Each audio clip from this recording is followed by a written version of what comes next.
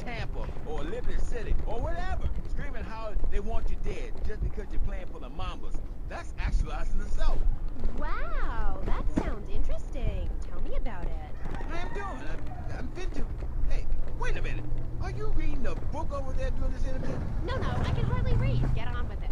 I'm trying to, sweetie. You best listen. The comeback is a real deal. B.J. Smith, 6-year Pro Bowl MVP, the man responsible for more broken bones than anyone since people had legs. I'm a fiddler crab. You can rip my arms off, and I'll just molt and grow new ones. Where? Right here, right now. Let's get it on. Of course. I mean, when? Soon, baby. Real soon. But, and don't call it a comeback. Like the song said, I'll whoop your ass. And this time, I'm doing it my way. Ignorant fools, they gave me nothing to work with. The owners, I mean. What owners are you talking about? The owners of the team, they gave me nothing. They're the reason my marriage failed. I worked my ass off all those years, sweating blood and puking my soul out, and they treat me like a tractor. Roll me around, treat me no better than a dog. The guys that got hurt, they never saw a penny out of those monsters. That's just like Jade. Who's Jay? Jibba? My friend. She's a goth. She got sacked for wearing makeup and an I Hate Life t-shirt to work and never saw a penny. She like, football stuff. She teaches kindergarten professionally. You know, I know a lot of players who need to go back to school after they finish playing. It's a tough life and you lose something. What did you lose? Hope, addiction, something. It's brutal out there. That's just like Jade. Those kids are evil little brats. Listen, are you gonna talk about your freaky friends who dress like a funeral? I thought we were here to talk about B.J. Smith, and I feel alive. I mean, really alive. Ain't nothing more bigger than holding a man's head in your hands and looking him in the eyes and saying, I can kill you in 1 second, old man. And he says, I got a wife. And you said, give me all the money in your cash first. What are you talking about? BJ, are those muscles real? That's funny you should ask, because the answer is yes. They ain't implants or nothing. Wow, you're enormous. Nah, this guy's twice my size, but I'm quick, rich, and angry, like a Republican. So, I see. Look, I ain't got anything more to say to you, and I can't fall in love with another gas Robinson. So let's go to the phone. Who's on line 1? Hey, Amy, I'm a first-time caller. How you doing? I love your show. Sorta. BJ, man, you're awesome. Here's my question. How'd you play that game against San Andreas with 2 broken legs? Oh, I can't believe I'm talking to you. Wow, man, I don't know what to say. This is the greatest day of my life. Well, why the hell you call in? Don't worry, I'm a professional. The method I use in the game against essays is actually a part of my exercise. When in doubt, go for the groin. I hope that answers your question.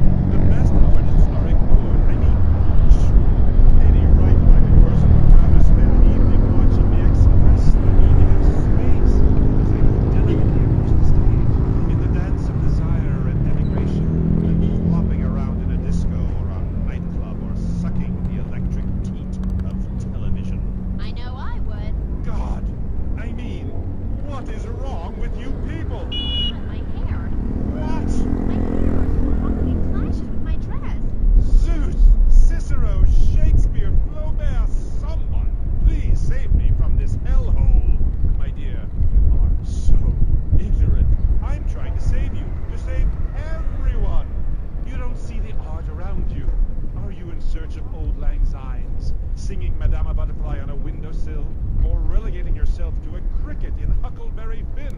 I am a movement that conquers love, while you complain about your dress. Know you not how important my mission be? Right. Cool. Okay, Mr. Chesterfield. I mean, Mr. Maginot. You gotta hang in there. You're on K-Chat, and I'll be right. Of the Leo and Durex, we understand that sometimes life throws you a curveball. We help our blue chip clients get their lives back after circumstances have conspired against them. Just listen. It was an unfortunate accident what happened to my wife on that precarious cliff. The Leo and Fjords can't bring my wife back, but they made sure I didn't end up in the slammer. I was unfortunate enough to be found with 15 kilos in my spare tire. I was so mad at the auto repair shop that sold me that tire. Thanks to Delio and Furex, the district attorney saw it that way too. I accidentally torched a Quickie Mart when my medication ran out. Delio and Furex helped me and the community by ensuring a healthy settlement from the pharmaceutical companies. At DeLeo and Furex, we understand the judicial system and will ensure the truth is heard, no matter how improbable. We're not cheap, but what price can you put on truth? Call DeLeo and Furex today at 866-974-2333. That's 866-9-SHADY. DeLeo and Furex. Accidents happen, and we'll prove it. The store leading the fight against communism is having a blowout sale. Ammunition has a wide array of peacemakers. Come by Ammunition on Militia Mondays, exercise your Second Amendment rights, and get 10% off all armor-piercing bullets. We're the only gun store that lets you try it before you buy it. Need anti-tank missiles? We've got them. Flamethrowers? Oh, yeah. No credit? No problem. No money down. 90 days, same as cash. Shoot now, pay later. During the 10-minute waiting period, fire off a few rounds at the Ammunition gun range, featuring faces of famous commie pinkos. Come by Ammunition and register to win an anti-aircraft gun actually used when we whooped Australia's ass. This weekend is the Ammunition Film Festival with free screenings of the documentary Red Dawn. Ammunition, protecting your rights. You're back on K-Chat with me, Amy, and my special guest. Let's go to the phones. Mr. Maginot, Bruce from Prawn Island here. Big fan of the show, Mr. Maginot, big fan. Dude, I don't know about the robot thing. It's weird. Quickly, is he really 42? Does he shop in the kids' aisle? Does he get on roller coaster rides? I mean, what's the deal? Does he pay half price of the movie? No comment. Next caller. Oh my God, trauma! I meant that's my line. I'm supposed to say that. Oh God, this guy is such a dick. Next caller. Oh, who's on the line? I mean, who's on line? Oh, what number is it? Who's on the line? Hello, Claude. This is Morgan. I'm just vacationing down here, having finished my doctoral thesis into images of young boys in post-Lapsarian Greece and the erotic understatement of the fugue in contemporary Baroque. Fascinating stuff. Do you have a question? I'm confused. No, woman. I just wanted to tell Claude about my thesis and discuss his bleaker Death in Venice street period. Of course I have a question, you silly girl. Claude, I saw robots. Big fan, and that's praise indeed coming from me. I normally hate anything humanity has achieved since 1836. But one thing fascinated me. Claude, about the show, the pants. They were so tight, so fitted. How do you get such a marvelous, close, sequin figure hugging fit and still? Oh, and were the sequins a reference to lasers? Yes, my, I agree. Thanks for calling. That is an important question. You see, I'm an important person, and I especially think so.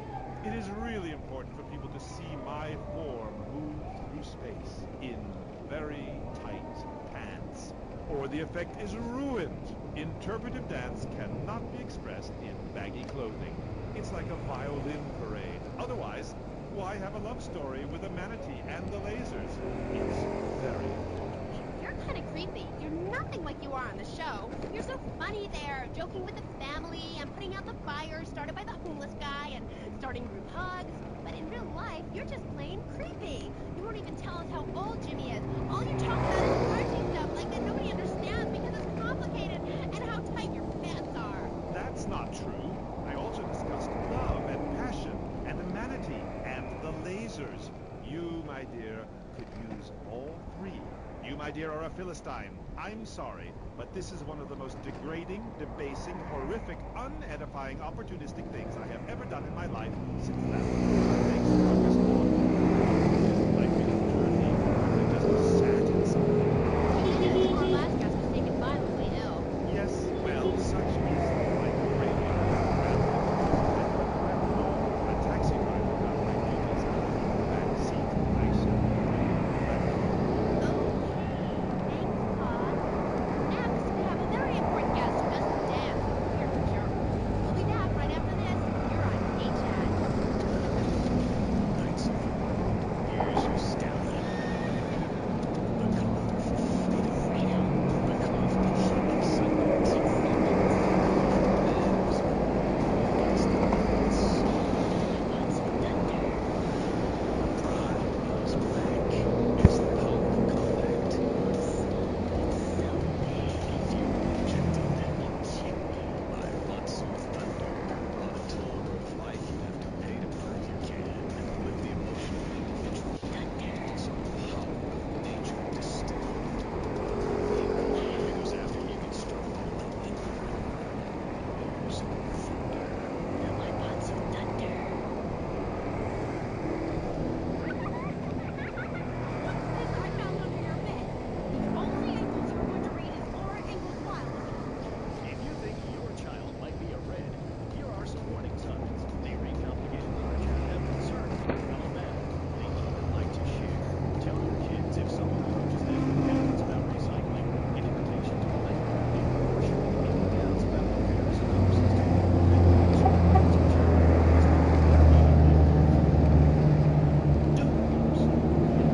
take both hands off the wheel.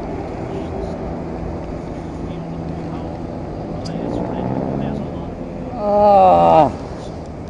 and I have been sent to shine a light on all degenerates, philanderers, liberals, and other evildoers, and expose them for what they really are. Don't waste your money on unnecessary Give it to me. There's only one thing that will save you. A highly fortified structure in the shape of the most powerful thing on the planet. Me. Degenerates will rule this great city. In my wonderful book, I tell of the impending disaster about to befall this planet. Nuclear holocaust, flames of flying moons, the seas rising up and turning yellow. It is written by me, but you can say it for yourself. Contribute to the Pastor Richard Salvation statue.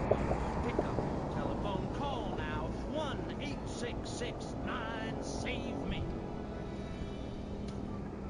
Hi, and welcome back. If you're just joining us, you're listening to K-Chat, Vice City's only commercial talk station. The place where the stars shine in conversation with you and me. I'm Amy Scheckenhausen. My next guest is a rising star in the world of Norse mythology. He's appeared in several best-selling infomercials and traveled the globe speaking at corporate training camps.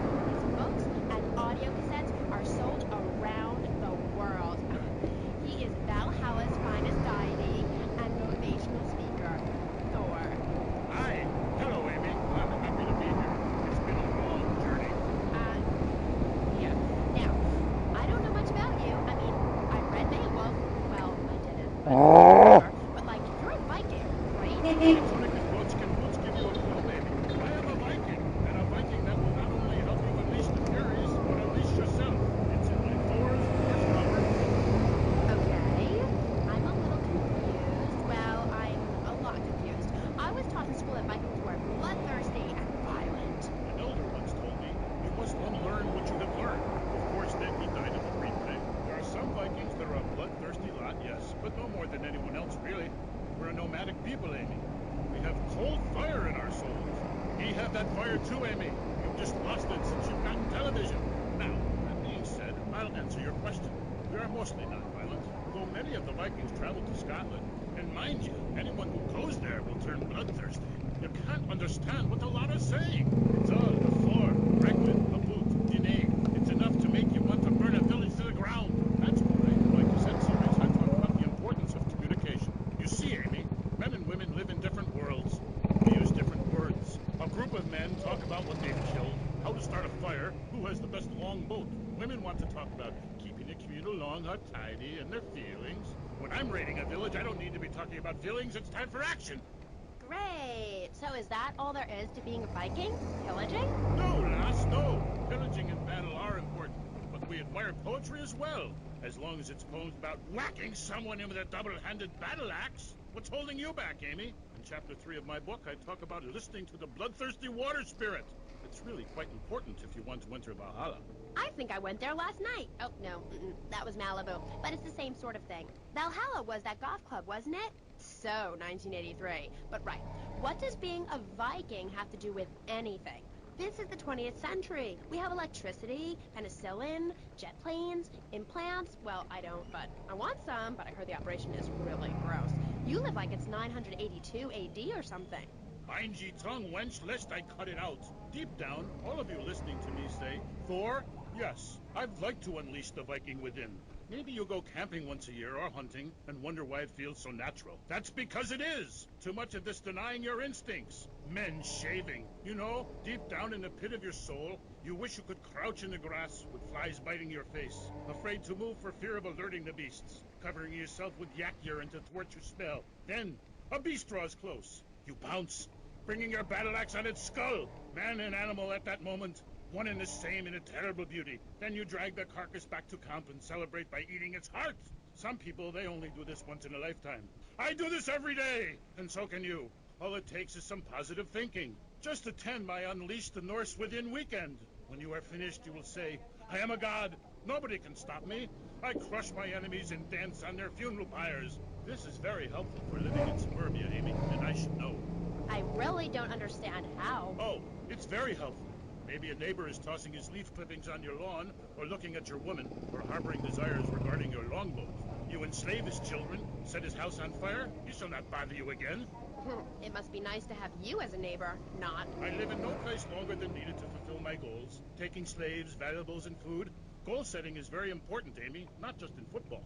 You're very weird and creeping me out a bit, but whatever. No weirder than anything else. So, what do you think of Vice City? Ah, I like it very much. Your women here are prepared for battle. They are large, not like those scrawny things to the north. A woman who eats well provides for her man. You cannot set sail for robbing and pillaging on an empty stomach. It's like the story of the parson's wife and the troll. I don't think I've ever heard of that one. Great Carl Erson, ye mainlanders have no historical perspective. Read the runes. It's all right there. Talk to a grandparent. But no, he cast people out like rubbish. Wisdom is not to be treated so lightly. When my father grew old, I sat with him day and night, absorbing his wisdom, learning about the demons and where the wickedness resides in men's hearts. Then as his time grew near, I built a large pyre, burnt him and his wife while communing with Odin's spirit. Careful, Musty Pines is a sponsor of the show. Oh, grody, what are you doing? I'm just adjusting myself, she-devil. Wearing these animal hides does get a bit itchy. Okay. You never answered my question. What do you think of Vice City? Your land and people have a lot in common with mine. You see, we too fled our homes due to lack of food, overpopulation, and the bitter cold. And, mind ye, darting out to raid passing ships is fine, but we needed a new land to have our way with. Granted, we roll and sail to an area, land in force, and burn down a local monastery or village, whereas you come in, destroy all the creatures, and sell plastic versions of them. You did a fine job pillaging these lands, but you should have done something about Canada. Wait a minute there, Buster. My mother's half Canadian. Oh, what are you going to do, wench? Sweep the ice furiously at me? Ha! Socialized medicine? Nah, you did it all wrong. You should have continued to the north and finished things off. I talk about this in me motivational learning tapes. That, and beware the magpie. 'Tis the devil. Evil reigneth when darkness falls. Are you married? You seem like a tough character to live with. Aye, me wife Helga. What a hag. This show is not sexist, whatever certain bearded women might say. Women are people too. I'd appreciate... Go live in a chimney, you troll. You 20th century women are all the same. And me hag Helga, she fell prey to your uppity ways. She says to me, Thor, I ain't having no mead no more. I'm going to meetings. See? That's your problem. Soon as you sort something out, you have to go preaching from the rooftops to everyone else how to live, not pillage nor plunder no more, but live in boxes. Then she says, Thor, I'm getting me stomach stapled. I look fat, and now fitteth 2 yak skins, where previously 'twas only 1. I say, wench, don't come crying to me when we're in a longboat crossing the straits for 2 moons, and you're all skin and bones. A man needs something to grab onto. Aye, ain't her fault. A cursed pixie goblin got her. Pixie goblin? What kind of weird ancient nonsense are you talking about? Now, Thor, I've got to ask you, how old are you? I am as old as the fjords, as young as a newborn lamb. Are you shy about your age? Just lie about it, like my mom. Thor is never shy. Thor is mighty. Thor is a god. And where are you from? From the beginning of the flat earth, where the sun meets the sky. Oh, right. By the beach. Great. Let's take a commercial break. We'll be right back with Thor. He's a real Viking. Yeah, right, whatever. Hello, I am Fernando Martinez. I think by now you know I am an emotional kind of guy. People stop me in the street and say, Fernando, what the hell is wrong with me? Silk shirt, hairy chest, enough aftershave to drown a household pet, but I still cannot get a woman. I tell them you are an ignorant fool. Without a symbol of power and fertility around your neck, what kind of woman is going to respect you? That is why I have teamed up with Medallion Man, the